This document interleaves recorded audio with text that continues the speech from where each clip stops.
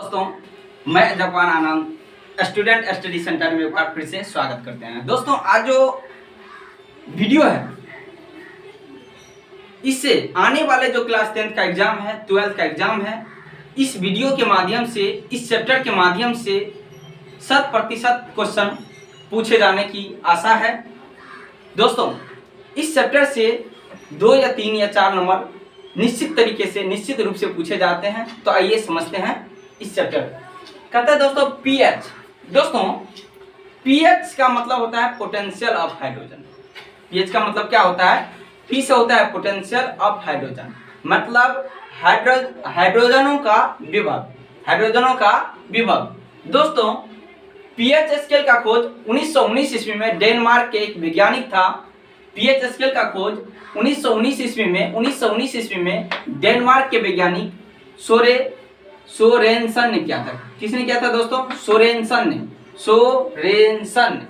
PH scale का खोज किया था। दोस्तों, पीएच स्केल की संख्या 0 से लेकर 14 तक होती है। यह हम लिख दिए हैं कि पीएच स्केलों की जो संख्या होती है 0 से 14 तक होती है। कितनी होती है? 14 तक होती है, यानी 0 से 14 तक होती है। दोस्तों, उसके बाद क्रमबद्ध तरीके से हम आगे की ओर इसका विश्लेषण करते हैं। दोस्तों, जिसका पीएच मान 7 से कम होता है वह अम्लीय होता है। आपने पढ़े होंगे कि जिसका पीएच मान 7 से कम होता है वह क्या होता है? अम्लीय होता है। जिसका पीएच मान 7 से कम होता है वह क्या कहलाता है? अम्ल कहलाता है। क्या कहलाता है? अम्ल कहलाता है। अब देखेंगे दोस्तों कि अम्ल का जो होते हैं स्रोत क्या होता है। नींबू का पीएच मान दोस्तों कितना होता है? 2.4। नींबू का पीएच मान कितना होता है? 2.4। दोस्तों, एक पुराने गाना आपने सुने होंगे कि 2-4 को मिर्ची लटका लिया चोटी में। तो 2-4 क्या? 2-4 किसका पीएच मान होगा? नींबू का पीएच मान। 2-4 को मिर्ची लटका लिया चोटी में, तो नींबू का पीएच मान कितना होगा दोस्तों? 2-4। कितना होगा? 2-4। उसके बाद दोस्तों, शराब का पीएच मान कितना होता है? तो शराब का पीएच मान होता है 2.8। कैसे याद करेंगे दोस्तों? 2 आदमी है और 8 बोतल शराब लाए। क्या लाए? 8 बोतल क्या लाए? शराब लाए। तो इसका पीएच मान क्या हो गया? 2.8, यानी 2 बोतल है और 8 आदमी पीने वाला है। तो इसे याद कीजिएगा, 2.8। उसके बाद आता है टमाटर का पीएच मान कितना होता है दोस्तों? तो टमाटर का पीएच मान होता है 4.5। कितना होता है दोस्तों? 4 क्या होता है? 5 होता है। किसका? टमाटर का पीएच मान जो होता है 4.5 होता है। उसके बाद दोस्तों, दूध का पीएच मान कितना होता है? 6.6। कहते हैं दोस्तों, दूध पीने से बॉडी बनता है। दूध पीने से क्या बनता है? बॉडी बनता है। तो आजकल के नौजवान कहता है कि हमें 6.6 बॉडी है। तो कैसे याद करेंगे दूध का पीएच मान? 6.6, क्योंकि दूध पीने से क्या होता है? बॉडी बनता है। और बॉडी कहता है आजकल के नौजवान हमें 6 पैक बॉडी है। तो कैसे याद करेंगे? 6.6 क्या होता है? दूध का पीएच मान होता है। उसके बाद देखते हैं दोस्तों, मूत्र का पीएच मान कितना होता है? 6 होता है। कितना होता है दोस्तों? 6 होता है। किसका पीएच मान? तो मूत्र का पीएच मान। और मूत्र में क्या पाया जाता है दोस्तों? ये भी क्वेश्चन पूछा जाए तो यूरिया पाया जाता है। क्या पाया जाता है? यूरिया पाया जाता है। उसके बाद दोस्तों, सिरका का पीएच मान कितना होता है?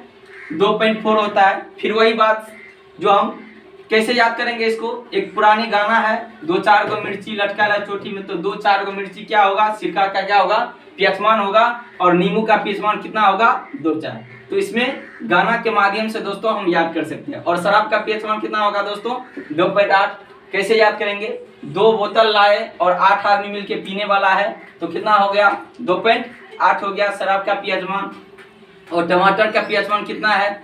4.5। ठीक ना? आगे बढ़ते हैं। जिसका पीएच मान 7 से अधिक होता है दोस्तों, वह क्या कहलाता है? क्षार कहलाता है। फिर से सुनिएगा, जिसका पीएच मान 7 से क्या होता है? अधिक होता है, वह क्या कहलाता है? क्षार कहलाता है। जैसे आंसू का पीएच मान कितना होता है दोस्तों? 7.4 होता है। कितना होता है? 7.4 होता है। रक्त का पीएच मान कितना होता है दोस्तों? 7.4 होता है।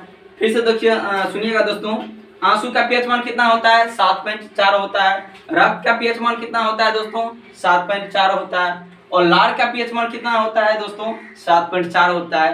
तो इसमें याद करने की बात नहीं है, सिर्फ कॉमन जो बातें हैं याद रखिएगा कि आंसू का पीएच मान 7.4 होता है, रक्त का पीएच मान कितना होता है दोस्तों 7.4 होता है, और लार का पीएच मान कितना होता है दोस्तों 7 क्या होता है 4 होता है। उसके बाद दोस्तों समुद्र जल का पीएच मान कितना होता है तो 8.4 होता है। कितना होता है 8.4 होता है। किसका तो समुद्र जल का पीएच मान कितना होता है दोस्तों 8 क्या होता है 4 होता है। उसके बाद देखते हैं दोस्तों जिसका पीएच मान 7 से न तो कम ना ही ज्यादा होता है।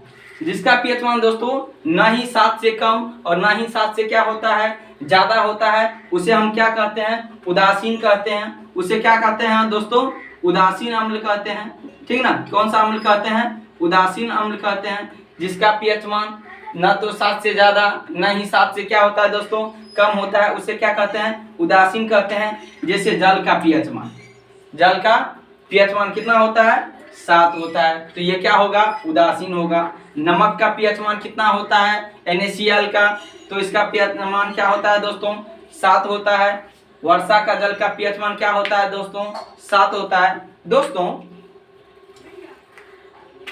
आंसू का पीएच मान उदासीन होता है, लेकिन इसका पीएच मान क्या होना चाहिए 7 होना चाहिए। तो आप लोग कमेंट में जरूर बताइएगा कि आंसू का पीएच मान 7.4 होता है या केवल 7 होता है। तो दोस्तों क्या हम क्या बोले कि जिसका पीएच मान ना तो 7 से कम है ना ही 7 से ज्यादा होता है, वो क्या होता है उदासीन होता है। क्या होता है उदासीन होता है। तो इस तरीके से दोस्तों याद कीजिएगा। आगे बढ़ते हैं दोस्तों प्रमुख अम्लों की प्राकृतिक स्रोत। प्रमुख अम्लों की क्या होता है प्राकृतिक स्रोत। दोस्तों इस से ज्यादा अधिकतर मात्रा में क्वेश्चन पूछा जाता है। जैसे शराब एवं सिरका का प्राकृतिक स्रोत क्या होता है, तो शराब एवं सिरका में दोस्तों एसिटिक अम्ल पाया जाता है। क्या पाया जाता है शराब एवं सिरका में कौन सा अम्ल पाया जाता है तो एसिटिक अम्ल पाया जाता है। कौन सा अम्ल पाया जाता है तो एसिटिक अम्ल पाया जाता है। दोस्तों याद रखिएगा शराब एवं सिरका में कौन सा अम्ल पाया जाता है एसिटिक अम्ल पाया जाता है। दोस्तों संतरा एवं नींबू में कौन सा अम्ल पाया जाता है दोस्तों सिट्रिक अम्ल पाया जाता है। कौन सा संतरा एवं नींबू में कौन सा अम्ल पाया जाता है सिट्रिक अम्ल पाया जाता है। ऐसे याद कीजिए दोस्तों 100 से संतरा 100 से सिट्रिक अम्ल, 100 से संतरा 100 से सिट्रिक अम्ल। तो संतरा एवं नींबू में कौन सा अम्ल पाया जाता है सिट्रिक अम्ल पाया जाता है। दही एवं खट्टे दूध में कौन सा अम्ल पाया जाता है तो लेक्टिक अम्ल पाया जाता है। कौन सा देखो लेक्टिक अम्ल पाया जाता है। दही खट्टे में कौन सा अम्ल पाया जाता है लेक्टिक अम्ल पाया जाता है। तो याद रखिएगा लेक्टिक अम्ल।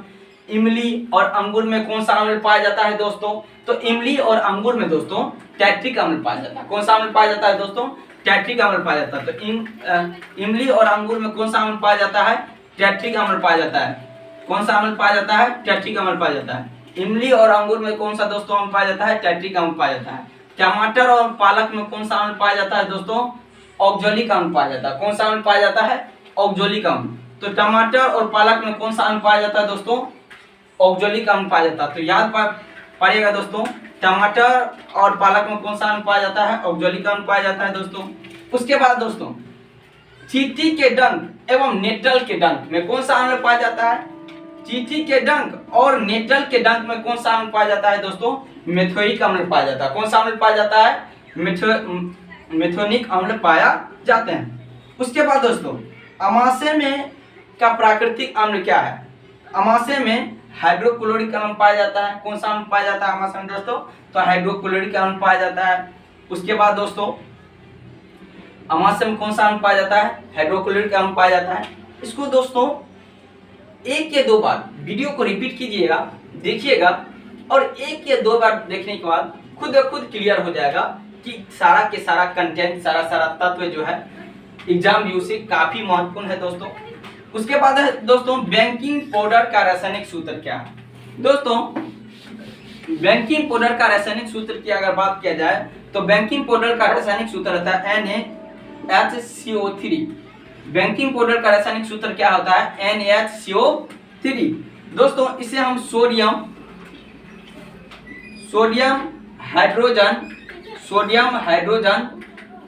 एवं हाइड्रोजन कार्बोनेट NaHCO3 को हम लोग सोडियम हाइड्रोजन एवं कार्बोनेट के नाम से भी जानते हैं। और इसका साधारण भाषा में अगर कहा जाए तो इसे सोडियम बाइकार्बोनेट कहते हैं। क्या कहते हैं? सोडियम बाइकार्बोनेट, सोडियम बाइकार्बोनेट कहते हैं, कार्बोनेट कहते हैं। तो आसान भाषा में दोस्तों NaCO3 को क्या कहते हैं? Sodium hydrogen carbonate. और आसान भाषा में इसको दोस्तों सोडियम बाइकार्बोनेट कहते हैं। कौन सा कहते हैं? सोडियम बाइकार्बोनेट कहते हैं। दोस्तों अम्ल जो क्षार जो होते हैं दोस्तों, स्वाद में क्या होता है? कड़वा होता है। स्वाद में क्या होता है दोस्तों? कड़वा होता है। अम्ल स्वाद में क्या होता है दोस्तों? कड़वा होता है। दोस्तों अगर ये वीडियो आपको अच्छा लगे तो लाइक एंड सब्सक्राइब जरूर कीजिए दोस्तों, और अपने दोस्तों के साथ शेयर जरूर कीजिएगा दोस्तों। यह एग्जाम व्यू से ये सारा कंटेंट दोस्तों काफ़ी अच्छा है। धन्यवाद।